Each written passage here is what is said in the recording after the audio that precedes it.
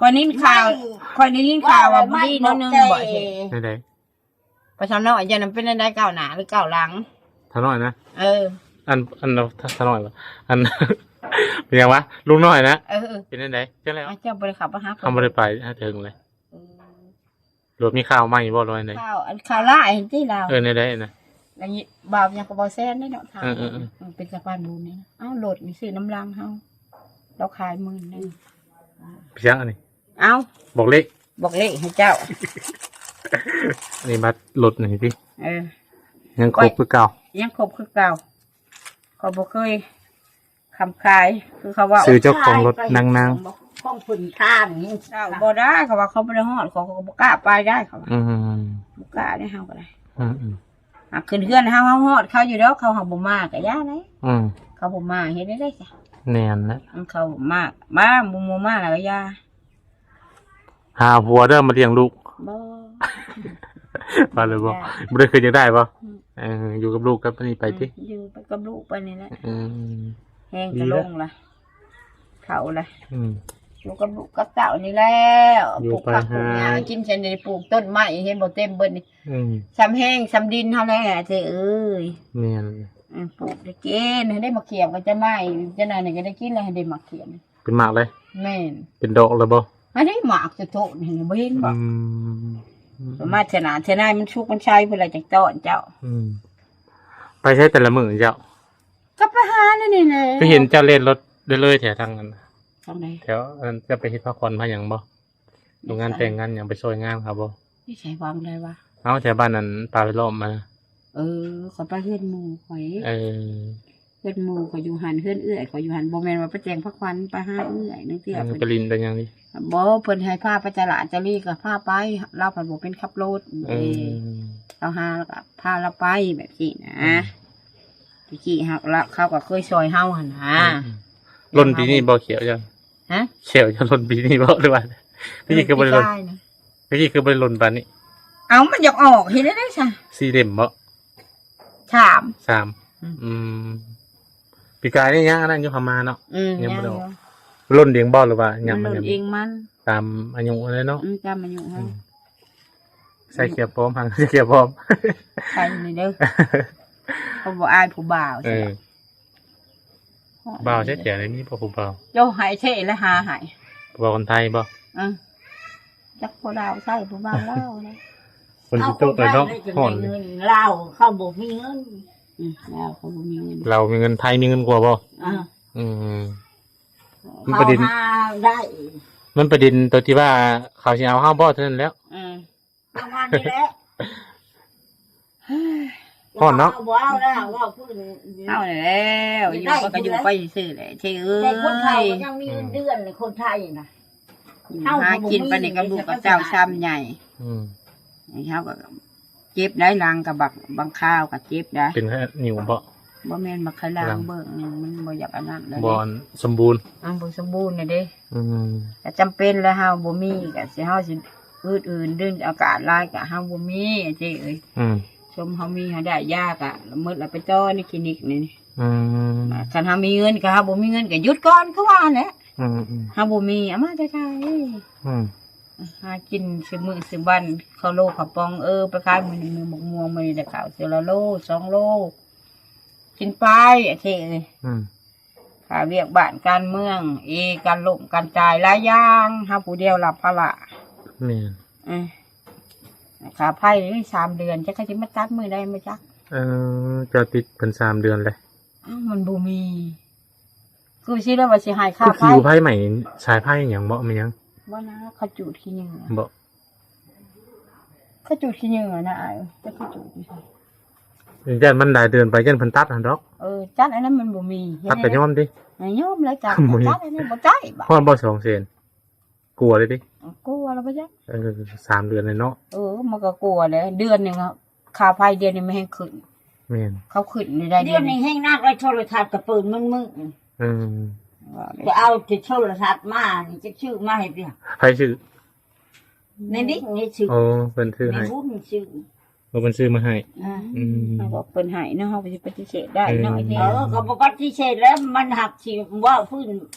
มันเงินลายเนาะที่นะอย่างว่าแพงเดือนแต่ละเดือนเนี่ยจะวางหานาเดือนหนึ่ง60 70เดือนนี่มันเดือนนี่เขาว่าค่าไฟขึ้น80,000เขาก็เสียมาใช้คูณกับคูณบาทดีแล้วมีเพิ่นมาซื้อให้โทรทัศน์ทีวีพอได้ลูกไว้นั่นเบิ่งเนาะใครกว่าเฮาบ่มีใครกว่าเฮาบ่มีซื้อให้ก็เฮาก็ดีใจเลยก็พัดลมหน่อยนึงเพิ่นซื้อน่ะ1,000 กว่าบาทลมของไทยนี่มื้ออันสิฮอดปีใหม่คือบ่อื่นนี่สิอันข้าวผ้าลงอันนี้ก็มื้อพอดีมื้อเพิ่นซื้อให้เพิ่นมามอบให้อย่างเว้นจะบ่ค่อยอยู่แล้วเฮือนเนาะก็บ่ได้อยู่ไปตลอดก็ไปจังซี่แล้วไปหาไว้สิแล้วบ่หาก็บ่ได้กินคนนี้เสาหลักครอบครัวเสาหลักครอบครัวเฮ็ดได้ซะบ่หาก็บ่ได้ก็บ่ได้กินอันเท่เอ้ยเสียว่าพื้นให้เป็นนัวกินก็จะบ่มีพุ่นแล้วว่ามื้อเฮาบ่ได้ไปเฮาพัดชื่อลูกมาจังได๋ก็ใกล้หานแม่ขนมบ่ซื้อให้พันให้ให้ได้จะเป็นละชื่อให้ก็บ่ได้ล่วงหลายๆดอกก็ไปโรงเรียนก็มื้อนึง10,000ช่องไอ้น้องเขานั่นคนละ5,000ติบ่หลายๆพันอีดูว่าพูดง่ายๆจ้าขาโรงเรียนเพิ่นน่ะเดือนนึง60,000ค่ะตะกี้ยามแรงบ่แม่นยามพลน่ะข่อยเฮ็ดทานอันนี้ก็สิเฮ็ดอยู่นี่ดิอันนี้คืนนะหั่นก็สิได้10ไม่หาเก็บไปแต่น้ำนี่บ่ปานไม้ไปจ่อเขาตัดเขาบ่ห่วงดอกเขาห่วงบ่เป็นไม้ดูไม้แดงเขาห่วงอันนี้ไม้แบบบ่เป็นหยังเนาะตัดบ่เป็นหยังคันนี้ว่าตัดไม้แบบว่าบ่เป็นราคาแม่นบ่แม่นแบบพวกไม้ดูไม้แดงมันอันนั้นน่ะไม้ดูไม้ขยุงไม้หยังเข้าบ่ให้เฮ็ดแล้วของเขาเนาะแม่นถ้าเอาตัวมันขี้ร้ายมันยังได้มันลงแล้วแม่น้องทุ่งก็ยังตัดในป่านี่อันนี้เจ้าทานเราอยู่พอได้ใส่ใจถึงเจือครอบครัวแม่นสู้ไปแล้วสู้ไปจะเฮ็ดได้ได้บุญเฮาซ้ำนี่มาฮอดจุดนี้เฮายังว่าเฮามีบุญอยู่แม่ก็บ่พอก็ถือว่าบุญหลายแล้วแหละคือตะกี้คือเจ้าเห็นหั่นแล้วย่างไปทางใดก็ย่างตะกี้เห็นบ่อันอยู่จุดเก่าเจ้าสิมีหยังแม่นมุงสังกะสีค่ะแม่นชื่ออันนี้อีพวกเรือนชานบ้านซองดินนอนตอนเนี่ยมีวัดแม่ตอนกี้อันตอนอันพอเตียงมาถ่ายให้เตียงลังกะสีมุงเฮือนตอนพัวตายใหม่ๆบ่มีบ่มีฮอดลังกะสีถ้ากันเนาะลูกแอมผ้าถ้าจะพ้นบ่จกถ้าพ้นจกแล้วบ่มีคนบ่นอนแม่นก็จังว่ามาฮอดจุดนี้ได้ก็ย้อนแม่บุญแล้วก็แม่บิ่งพ่อเพชรเพิ่นก็ยังซอยเข้ามาอยู่ตลอดอยู่แม่นแต่ละเดือนเพิ่นก็ให้กินข้าวบางเทื่อก็เป็นเงินโดยเพิ่นก็ซอยอยู่ก็บ่ประมาทเป็นได้ก็ชีวิตเพิ่นก็ชีวิตเฮาก็มันก็สิเข้ากันระหว่างเพิ่นจังซอยมาตลอดค่ะว่าเจ๊เฮาว่านะเพิ่นคิดเห็นเฮานี่แหละเพิ่นเห็นเฮาทุกข์เฮาบ่มีลูกกับพร้ากับพ่อยเพิ่นคืออีดูจนชาติเฮาก็สาธุยังว่านบมือเนาะนบมือแต่ละมือกับภาวนาเนี่ยนอนในยามที่นอนโอ้ยชัดเด้อพ่อแม่เนี่ยให้เขาเพิ่นคุมเพิ่นเฮืองให้เพิ่นอยู่ดีไม่แห้งหั่นนะพ่อแม่เพิ่นเบิ่งเพิ่นแย่เฮากับบุญค้ำบุญชูเพิ่นโดยเพิ่นคือเป็นงานบ่ในครอบครัวเงินชาติกับเพิ่นนี่มะม่วงออกร่องหวานคือเที่ยงกินบ่กว่าเมื่อให้แม่จุบ่มะม่วงโตได้บ่แม่นออกร่องได้มีบ่อยู่บ้านนะมีบ่นาก็มีบ่ได้เฮาบ่ได้กินอ๋อล่ะปีมันเป็นปีมันมีแต่เฮ็ดนั่นมะม่วงกวนนั่นได้ไว้บ่มีบ่ได้ดุเฮาใส่ขี้ข้านนะเอาได้ชอบกินตุ้งกับพ่อเลยเจ้าบ่เฮ็ดนี่นะเจ้ากรรมคนขี้ข้านเขาชอบตุ้งน่ะก็พ่อเลยจำสิกินบ่คันเขาเห็นบ่อีได้น่ะเราเฮ็ดนะแท้เราเห็นเราใส่ทุเรียนแน่ที่ทุเรียนก็บ่ช่องแซนแล้วว่าเราซื้อน้ำข่อยพอดีเลยมันเงิน300,000ผู้ซื้อม่วงๆเฮาก็ซื้อกันบ่แบบอันเราซื้อแบบว่าเครื่องปรุงมันหลายมันก็แซ่บมะกอกมะพร้าวอีกหลายอย่างเนาะหลายอย่างเฮาบ่มีหยังใส่เฮ็ดปั้นแม่มีแล้วที่เฮ็ดลาอยู่บ้านนี่ตะกี้ว่าโอ้ยเงินคำสิเวียนซื้อข้าวซื้อน้ำแน่เสียค่าพื้นค่าไฟก็เข้ามาตัดนี่หาบ่ว่าแล้วบัดนี้มันบ่มีเฮ็ดได้มันเสียไปแล้วจำเป็นเนาะจำเป็นเลยไอ้สู้ต่อไปแหละสู้ก็จะสู้ทำมือใดเนาะว่าจนสุดชีวิตไปเลยไม่ต้องนอนตายเลยเด้อไอ้เท่เอ้ยมาสุขสักการเนี่ยตายไว้บ่ได้บ่อยู่ว่าบ่ได้แล้วความตายให้เลยอยู่เข็นเข้าสิบัดเนี่ย เลิกเก็บเดี๋ยวเป็นคุมือเนี่ยหักสู่ชีวิตหักเก็บนากระโตเนี่ยหักไปบ่อยู่บ่เศร้าบ่เป็นหยังดอกว่าบ่ได้เลยไผคือกันนั่นแหละ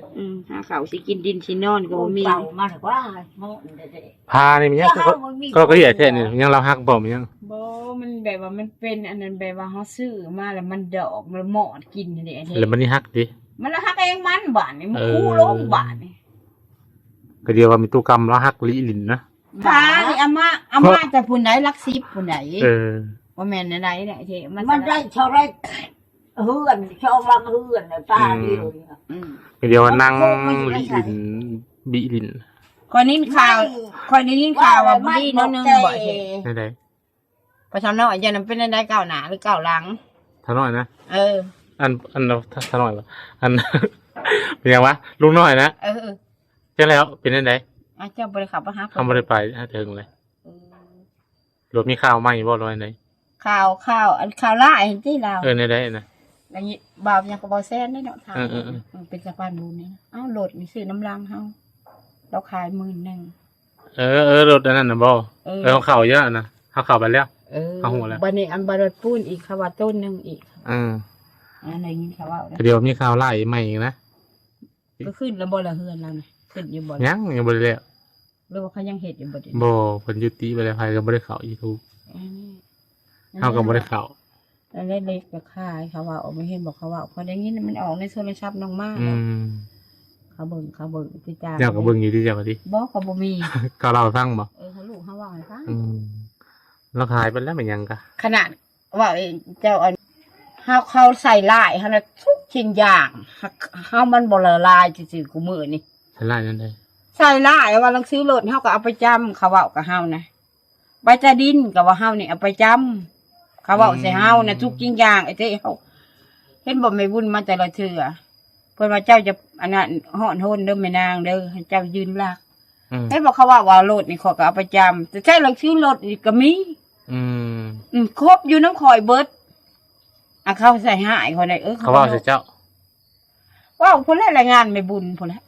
ไม่บุญเนี่ยมาถามเขาเขาเอาให้เบิ้งแล้วมันนี่มันแมนหรือเปล่าบ่แมนดิมากับบ่แมนแล้วว่า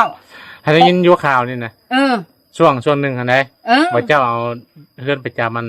อย่างธนาคารอย่างแมนบ่คนเราเคยข่าวธนาคารจะเกลือจะสิว่าได้ซื้อรถกันยังได้ซื้อรถนะ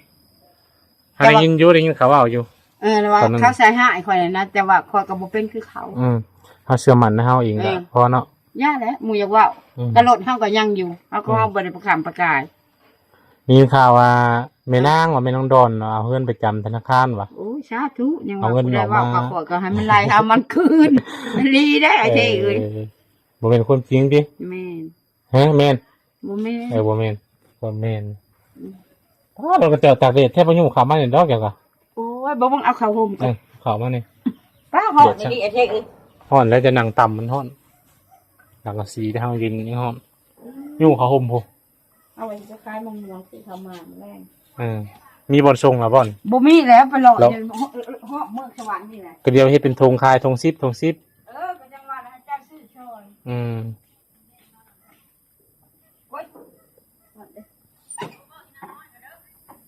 เด็ดครับมื้อนี้ก็แห้งเด็ดเนาะแม่น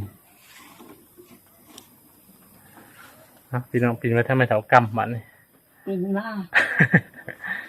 มีบอกเงินใส่บ่มีจักกี่หมากผู้ดิบ่มีดิหมากผู้กี่เอาเงินไม่ไรแล้วมันฝากมาให้ลายพันใดเพิ่นฝากมาให้นะ500 บาทแม่นแล้วก็เขาซื้อกันซื้อนี่ดิเรือเท่านี้เรือลายไปไหนเปิดเบิ่งติมันบอกเห็นในนี้หาบัตรซื้อในได้สิซื้อเป็นหาบัตรซื้อบ่แล้วบัตรซื้อเขาได้ซื้อให้บ่ไผเอิ้นแม่นางนี่เขาได้ไปซื้อเส้นนึงฮะ1บ่2 เซนฮะ2 แสนแล้วก็นี่50เขียนนี่เขียนนี่50แล้วก็2 เซน5เนาะแล้วก็อันมีหยังวะขนม LC นั่น45เป็นเท่าไหร่หั่นแม่นาง อาจารย์รักอะไรเอาบวกคูณหารนะ ว่าเอาถือโทรศัพท์อยู่ดีนะมันไล่บ่ได้ติ มันเลยยังไรนะ มันเล่นอะไรมันยังเหลืออยู่น้ำเฮาปลายมันนะแต่ว่าเฮายังบ่มีเงินให้ตอนนี้เดี๋ยวมาบัดน่ะเหลือบ่ได้แล้วประมาณ20-30นี่แหละ แล้วคือบ่หายเราลายๆนี่ เฮ้อ คือบ่หายลายๆนี่ คือได้หลาย จุกข้าวจุกน้ำแล้วก็ เท่าไหร่ข้าว สิมาเถอะนะก็แห้ง พี่ยังอันนี้ เอา บอกเลข บอกเลขให้เจ้าจะไปยิงป้ายรถก็บ่มีเงินเย็น บ่ ขอดีกว่า ตอนแรกยิงบัตร จักแล้ว น่ะ บ่ฮู้เขาว่าจะได้แสนป้ายบ่เขาว่า อันนี้บัตรรถนี่พี่ เออ ยังครบคือเก่า ยังครบคือเก่าเขาบ่เคยคำขายคือเขาว่า ซื้อเจ้าของรถนาง ของผุนข้างนี่ขาด ๆแม่น บ่เอาให้ ป้ายเจ้านี่006บ่ แม่นเด้หนังสือมันครบเบิดมาจำจ้อยน้อยใจก็ยาวอ่ะ อืม ว่าแม่นางสิไปขายคือความเก่าๆนี่ โอ้ยไปเจะไปขายได้ทำมีขี้ดีแล้ว นี่ครบเบิดหนังสือมันนี่ เจ้าไปขายนี่ก็ซ้ำเจ้าตัดแข่งตัดขาเจ้าละ อืม ไปใส่ก็ได้ย่างแล้วเจ้า เขาเว้าว่าเขาเว้าจำเขาเว้าไอ้ที่ ยามเจ็บยามเป็นมันทวงทันเอาไปนี่รถนี่ลาอาศัยหมู่มันบ่ได้แมันบ่ แม่ บ่ทันใจเฮา ทันใจแล้วใช้หมูกับเงินหมูใช้รถน้ำมันให้หมู แม่นเฮาต้องคิดเบิ่งคักก่อนเฮาเซ็นหยัง มันก็เฮากับบุเคยดอกว่าพื้นว่ากับหมูว่าวกับยาหมูว่าวนี่ก็อยู่ปากเจออยู่ความว่าวเนี่ยมันสิไล่ให้หมูขึ้นแบบว่านี้นะที่เฮาคนบริสุทธิ์เฮาก็บ่ได้เป็นคือหมูว่าว โดย เฮาก็คือกันนี่แหละอยู่ไปสู่ได้สู้ แม่น สู้บ่ได้แล้วก็หยุดคือว่าเนี่ยมึงไปบ่ได้นี่ก็หยุดคือว่า โลเท่าได้เขาน่ะ เขาฮะโลหนึ่ง15,000 15,000 เขานี่15 เงิน200,000ไม่ใช่ได้จักโล เท่าไหร่หมด5 โล 6 โลก็อดได้ บ่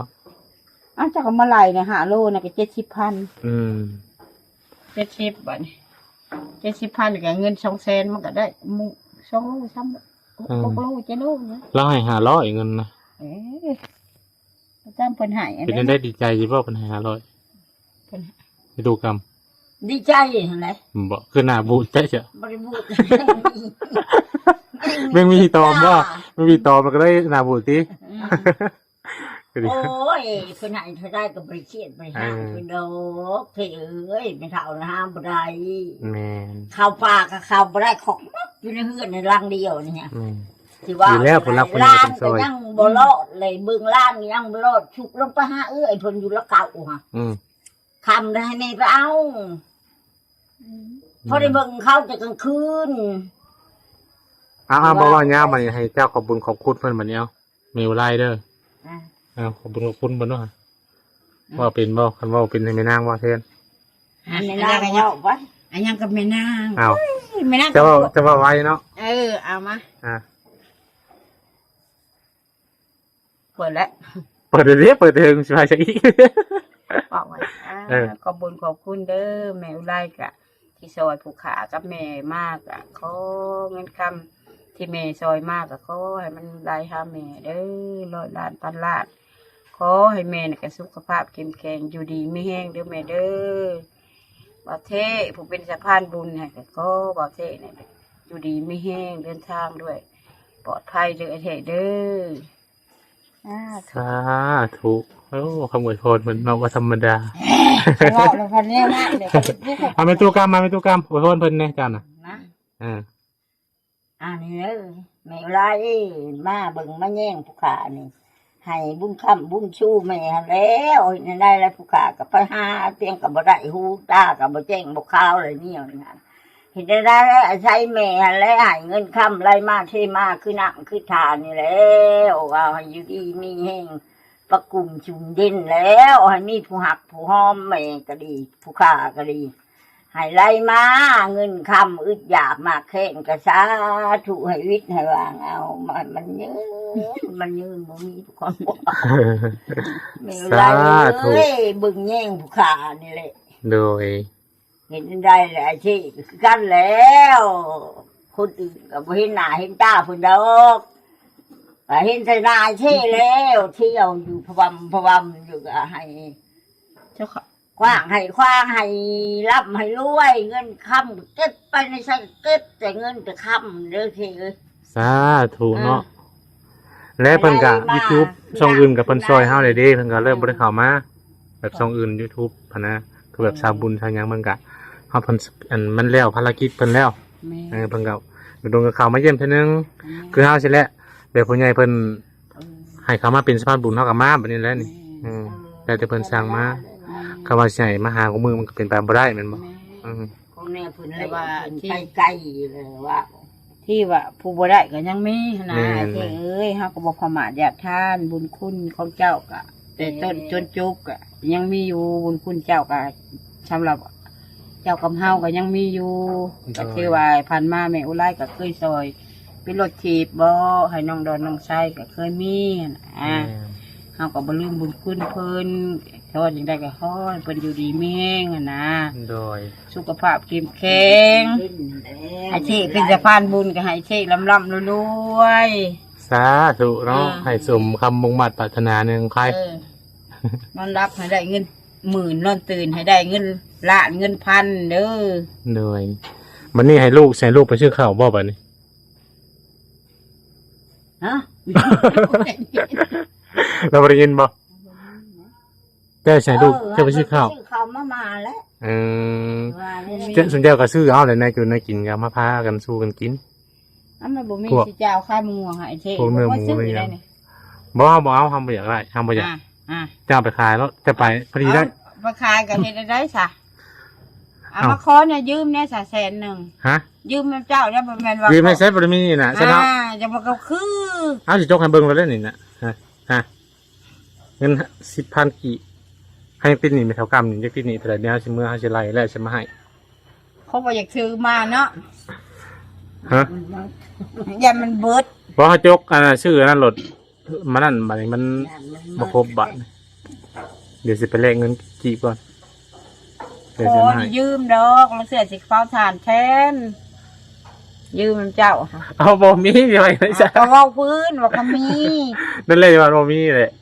ก็บ่ยืมแถวใกล้นี้ เดี๋ยวก็เคยบ่เคยยืมเขาก็จิบ่ให้ บ่ เขามีมาประจำจ้ะนะเขาว่าเอาลูกซื้อรถจะเดิมมาจำจ่ายแล้วบาดนี้สิบ่ เออ ไม่บุญมาพัฒนามันไม่ใช่ลูกซื้อรถประวัติอีกแล้ว ยืมคนเดียวใกล้ก่อนอันมันเก่งคัดก็จักเสียนจังได๋ ยืมบ่ได้เด้อเข้ามาหาเช้ากินคำคือเฮา แม่น ยืมบ่ได้ เราบ่ให้อีกทีค่าฟืนค่าไฟ ขนาดลูกหลานไปหาเข้าไปยังไงมาบ่ต้องมา อืม ว่าเขาคนเรียกว่าไอ้เจ้าทั้ง อืม ทางอยู่ไปเพิ่นชื่อให้อยู่ก็อยู่ แม่น ว่าพื้นตะกี้ อันนั้นจะเอาล้านน่ะลูกไปสินให้เอื้อยเพิ่นทุก อัน ยา ตะกี้นั่นว่าอัน ดินเพิ่นเอ แล้ว ง มันปิดซัดขีด ฮะยังอยู่จะช่วยยังว่า บ่ก็หาปิดนะเขาอยู่ อ้าวพี่น้อยเนาะ เขาให้ลูก ยาวว่า เอาสิจบคลิปแล้วตุเอาสิจบคลิปแล้วเดี๋ยวสิมื้อหน้าสิมาใหม่เด้อมันค่ำแล้วมื้อนี้ก็โทรศัพท์มันร้อนมันเดทแฮงบรรยากาศมันร้อนพุ่นแหละพากันซื้ออยู่ซื้อกินเอาเงินให้แล้วก็ซื้อข้าวซื้อแนวกินอย่างเงี้ยก็ซื้อกินมาปูปลาบ่เนื้ออีหยังมาตากไว้ เจ้ามาน่ะกินอยู่เถอะ เขียดนี่ก็ได้2คาบเพิ่นบ่จังนี่ อืม คำบ่อยากให้มันตายก็ขังไว้ อืม ขังไว้น้ำหาเรื่องเอาตัวมันตายมากิน อืม มันจังมันทนเอา ยาก ดินใช่ ข้าวเลยคือมึงนี่แล้วไปยากบ่ได้ อ้าวบัดนี้จบคลิปได้บัดนี้เด้อเมื่อก่อนเด้อบัดนี้เด้อสบายดี FC ปะแน่ สบายดี สบายดีโดยเนาะพี่น้องโอเคพี่น้องตอนนี้บ่าวที่ก็ออกมาจากบ้านมีตัวกรรมแล้วพี่น้องเนาะกำลังสิกลับเนาะท่านผู้ชมก็มาเป็นสะพานบุญให้ทางแม่อุไรเนาะท่านผู้ชมเนาะเพิ่นอยู่ทางประเทศไทยและพี่น้องมอบเงินให้เพิ่นแล้วก็ซื้อแนวอยู่ในกินแล้วมาให้เพิ่นพี่น้องจังได๋ก็บ่าวที่ก็ขอบุญขอบคุณทางแม่อุไรหลายๆเด้อเนาะที่ให้บ่าวที่เป็นสะพานบุญให้บ่าวที่ก็ขออวยพรอวยไสให้แม่อยู่ดีมีแรงความเจ็บอย่าสิได้ความไข้อย่าสิมีปรารถนาสิ่งใดขอให้ได้สมคำมุ่งมั่นปรารถนาบ่ว่าแม่สิธุรกิจการงานหยังก็ขอให้ราบให้ลื่นไปเมื่อหน้าอายุมันขวัญยืนขอให้มีแต่โชคมีแต่ลาภเข้ามาในชีวิตเนาะปังตลอดปีตลอดไปเด้อแม่เด้ออยู่เป็นลมโพลมพระไสให้ลูกให้หลานตลอดปีตลอดไปสาธุจังได๋ก็บัดนี้ก็สิขอจบคลิปก่อนพี่น้องขอกล่าวคำว่าสบายดี